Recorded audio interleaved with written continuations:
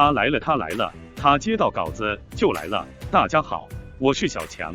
快船险胜猛龙，北京时间5月5日，快船105-100击败猛龙，结束3连败。快船也凭借这场比赛的胜利，重新回到西部第3。这场比赛，保罗·乔治是球队的大英雄。他不仅在中场前2分17秒封盖了范弗利特的3分球，在11秒之后，他又命中了一个反超的3分球。这1攻1防直接奠定了比赛的胜利。最终，乔治16中8。3分7中2，拿下22分，9篮板4助攻1盖帽。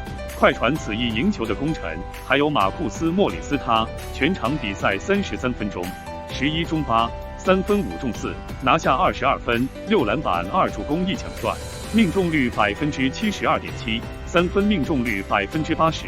替补席上的功臣是德马库斯·考辛斯。朗多虽然是替补出场时间19分钟最多的，但他4中0支，拿下3篮板5助攻6失误的数据。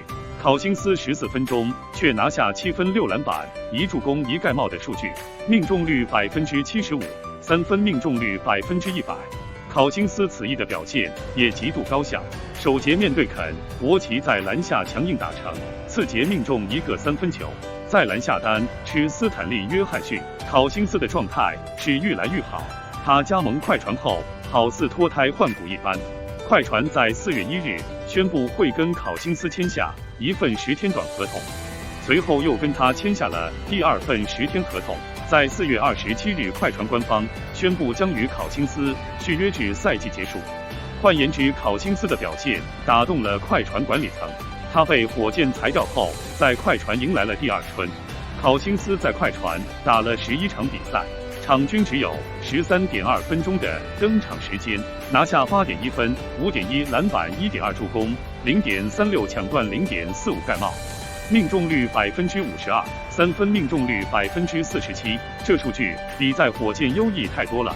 他在火箭25场比赛，场均20.2分钟，拿下9.6分、7.6篮板、2.4助攻、0.84抢断、0.72盖帽，命中率38%，三分命中率34%。他的命中率提升了14%，三分命中率提升了13%。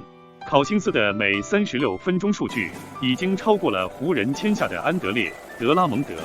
他每36分钟是22.1分、9.2篮板、3.2助攻、1.3抢断、1.2盖帽。而庄神每36分钟数据为16.7分、13.7篮板、2.2助攻、2.1抢断、1.2盖帽，命中率53%。考神的数据明显更加全面。注意，考辛斯还有拉开空间与高位策应的能力，这是德拉蒙德所不具备的。如今湖人是否后悔没有签回考辛斯呢？文言小白 ，and 他走了，他走了。